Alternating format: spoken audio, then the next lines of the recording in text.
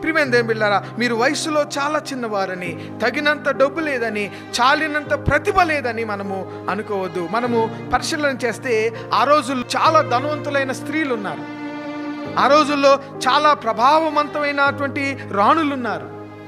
ఆ రోజుల్లో చాలామంది యవనప్రాయమైనటువంటి ఆ రాణులు ఉన్నట్లుగా మనం చరిత్రలో వారందరినీ ప్రక్కన పెట్టి యేసు ప్రభువారు ఎవరిని ఎన్నుకున్నాడు? మరియను ఎన్నుకున్నట్లుగా మనం చూస్తున్నాం. క్రిస్మస్ కాలం దినాల్లో నిన్ను నన్ను దేవుడు ఎన్నుకోవాలి అని అనుకున్నప్పుడు నీ స్థితులు దేవునికి అడ్డు రావు. ప్రియమైన నీ స్థితిలో అడ్డు వస్తాయని నీవు అనుకుంటావేమో. అనుకోవటానికి నేను మరియ స్థితులు మీకు పరిచయం చేయడానికి ఇష్టపడుతున్నాను. ఆమె పేదరికం అడ్డు రాలేదు దేవునికి, ఆమె వయసు అడ్డు రాలేదు. ప్రియమైన దేవుని బిడ్డలారా, ఆమె యొక్క స్వల్పమైన గ్రామము దేవునికి అడ్డు రాలేదు.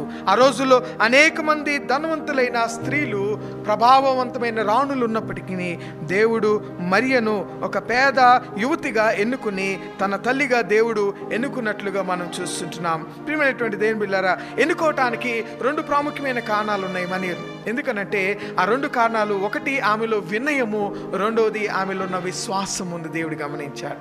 ఈరోజు దేవుడు నిన్ను నన్ను ఎన్నుకోవాలి అని అంటే నీ పేదరికము, నీ ధనవంతం కాదు, లేకపోతే నీ జ్ఞానం కాదు. దేవుడు నిన్ను ఎన్నుకోవాలని అంటే నీలో ఏం చూడాలి? ఆయన విశ్వాసము చూడాలి, వినయము చూడాలి.